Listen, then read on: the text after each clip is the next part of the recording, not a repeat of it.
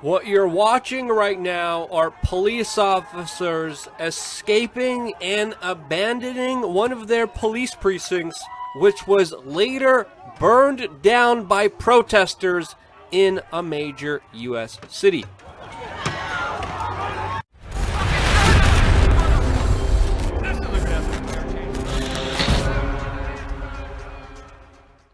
Why did the fire department and police department stand down last night? Why did they leave? Well, we're going to get into that plus a lot more in this video, as well as other allegations of potential agent provocateur activity. All of this as, of course, we have a whirlwind of breaking news that we're going to get on top of in this video, with the latest news that, of course, also affects all of us, including our own Emma, that was on the front lines yesterday live streaming and reporting, which you could see on our Facebook page. The link to that will be in the description down below. And during her reporting, she was even held at gunpoint and robbed of her video equipment. So yeah, definitely safe to say that the situation is completely out of control, to say the least. We're going to be breaking it all down here on independent media that, of course, is supported by you. Without you, these videos wouldn't be possible, so I thank you for allowing us to still be here by supporting us on wearechange.org/donate. There's many ways you could help, even ways without spending a dime. Check them out in the description down below. Now, one of the biggest and most important developing story that is happening right now is the news that the Minneapolis police officer who knelt on the man's neck has been charged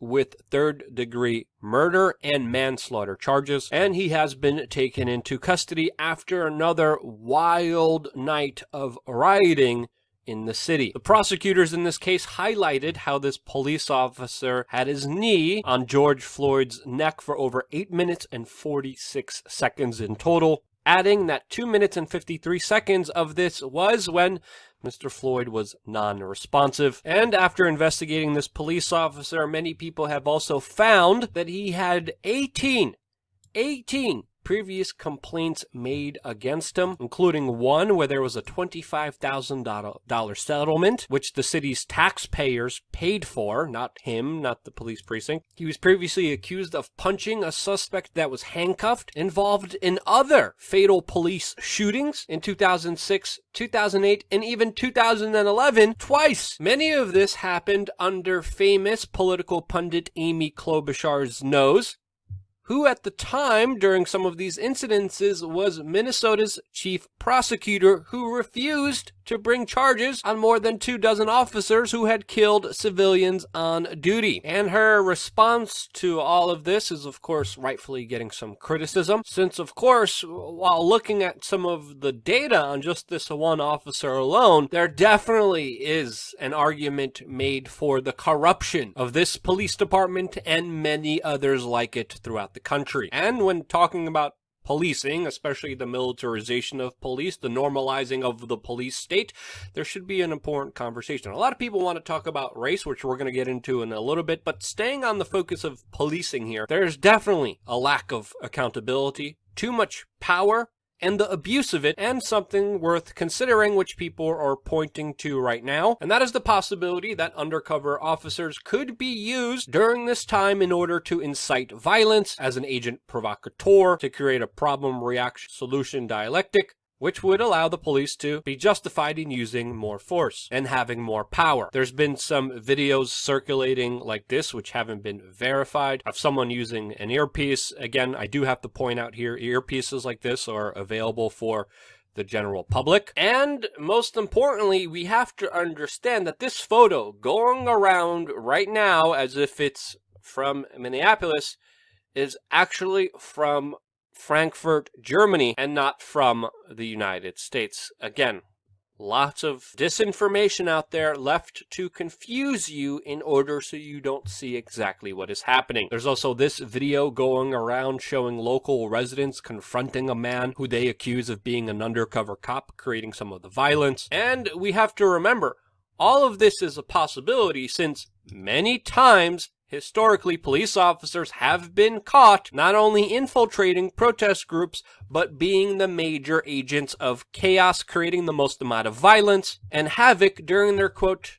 undercover duties. This has been documented time and time again. Is this happening in this particular case? Well, there's some people investigating online whether that is the truth or not. So far, there has not been any empirical 100% proof of this assertion, but we should be aware that it is a possibility. Since, of course, there was massive violence that happened just moments ago that will most likely continue to happen, not just in Minneapolis, but all over the United States. Violence and destruction of property that some, quote, news organizations, if you could even call them that, are having a hard time describing, as of course a building is burning down behind this NBC's anchor, and he had this to say. I want to be clear in how I characterize this. This is mostly a protest.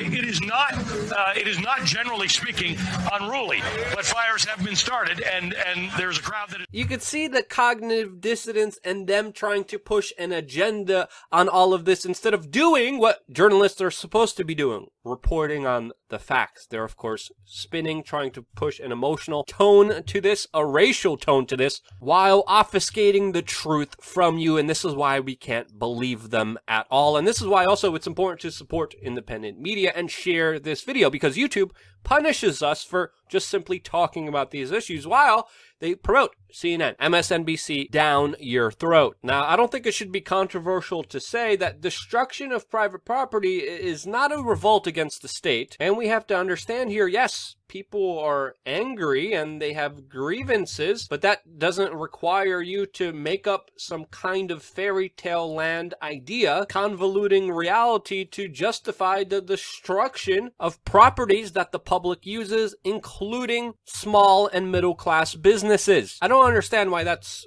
so difficult to kind of understand here. I mean, it's common sense, right?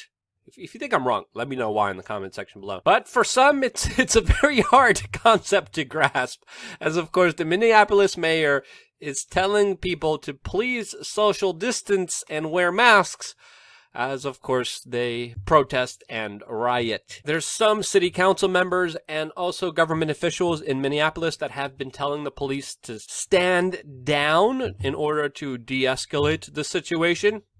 And it looks like that's exactly what happened when police officers were fleeing from the police precinct, which was later lit on fire. And you can see these police officers running away as, of course, protesters and rioters are throwing objects at them, and they are clearly escaping the situation. And along with the fire department, they essentially all stood down and allowed a large portion of the city to burn. And it definitely did burn. And while other government officials are telling protesters to social distance, other ones are telling them that, quote, when the looting starts, the shooting starts, which was a tweet by U.S. President Donald Trump, which is now being censored by Twitter, which I think a lot of people agree is definitely not the right tone you want to have during this volatile, very dangerous situation that is only getting worse from here. Now, it's interesting because we've seen some police officers a day ago take action and protect some businesses, which they were able to do successfully. There was even another target, which was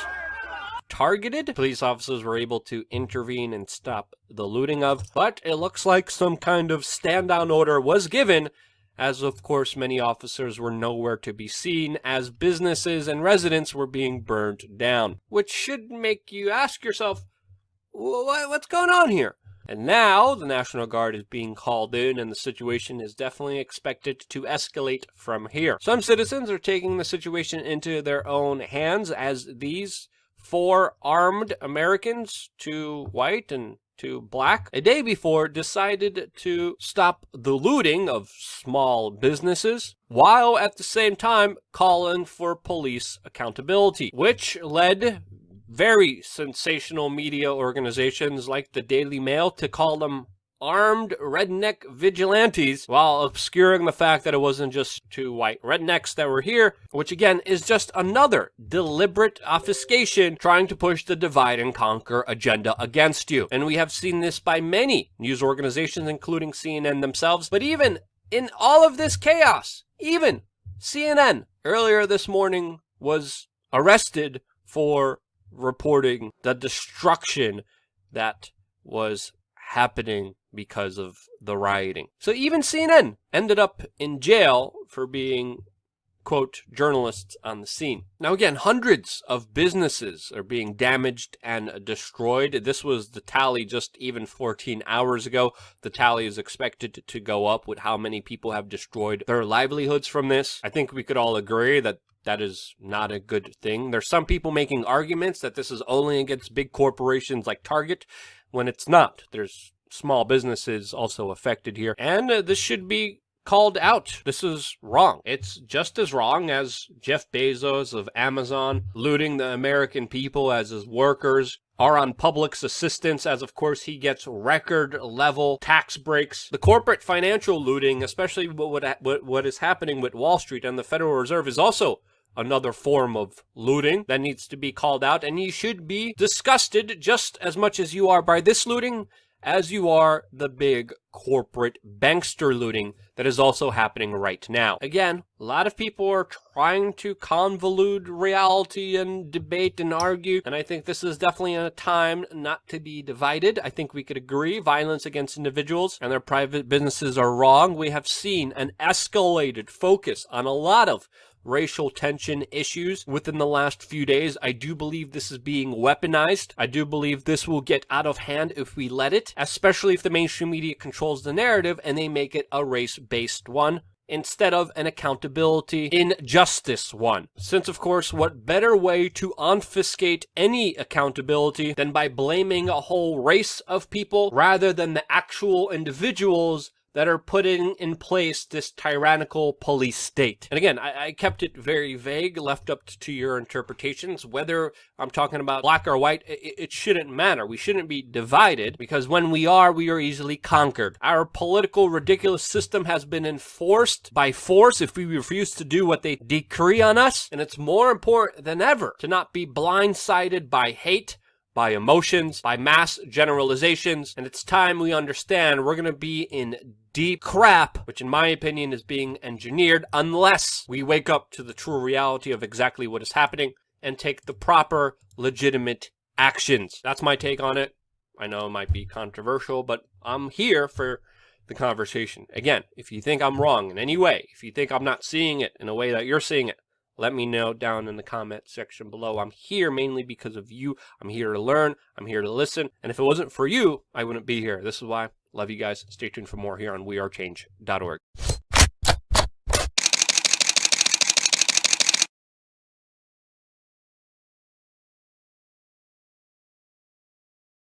He's over there fooling around by the property line. There he is. Yeah. Oh, got the big branch out. Oh, he's throwing it down there this time. That's good. Good boy. Throw it on your own side. You don't see me throw my litter on your side. Gee whiz. Gotta find out who you are. Boy. Sicilian, huh? I think Sicily's known for its figs. Yeah. Maybe he has a bag of figs for me. And coastlines, too. I think Sicily has nice coastlines. So, I don't know. He's definitely trying to get something going with me, but I ain't going to work. Now I know what he's up to. Man, I thought this was an innocent family here that didn't want to get involved. Holy cow. Jeez. God, this is like living in a Twilight Zone Hollywood movie here. Over an illegal sewage system. Mercenaries, CKR Global, SWAT team now 3 times. Run for political office. No one wants to mention a thing. Oh, there he is over there. Yeah, there's the bald guy. Yeah. Yeah. Don't want to make it look too obvious, but I am sitting in my dining room here, so I don't think I'm out of line by filming. Especially when I know they're up to something negative. Criminal, that is. Yeah. I wonder what his next move is down in Butterfield when he gets down there this winter. Gonna stir up a whole bunch of baloney. Jeez. Unbelievable. So anyways, they're here today. Once again, I'm just gonna repeat the date here and the time. It's 2 o'clock. I'm just going to see if this helps here. I'll just read the date out anyways. It's the 13th. Yeah, figures. Lucky 13, eh? 13th of August 2017, 2 o'clock. So he just showed up maybe about half an hour ago or so. Looks like he's just cleaning out. So, as long as he's being a good boy, hopefully we can find out who this guy is and his wife there. Not very ethical going around trying to set people up on stupid charges.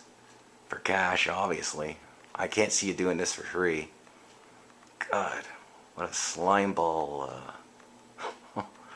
Man. Well, okay, well, I'll put this up on YouTube anyways. Everybody in town's going to see what's going on. Well, at least you can see here, folks. I'm sitting in my table here. Yeah, that's all I'm doing. Just sitting here in my kitchen by my fireplace over there. And they've been coming over to the property line. So obviously they're provocateurs. And what provocateur means, it means shit disturber. That's all that means. Yeah, professionals. Yeah. I wonder what this guy does. I don't know. He might be a cop. He might be, Paul's buddy from high school or something. I don't know. But definitely never seen this in my life before. This is definitely a first one for me. Seen a lot of crazy stuff flying in my days. Yeah. Haven't seen any flying saucers. No. Haven't seen any of that. Saw a lot of bears and moose. Saw a lot of cops too. Eek. Yeah. Anyways, I'll be putting this up on YouTube for video evidence number 4 of the mysterious family that's now following me and my family around the province of Ontario. Alright, stay tuned everybody for my next video. Steve Katsikaris, Norland Coboconk Watchdog, now signing off. Goodbye.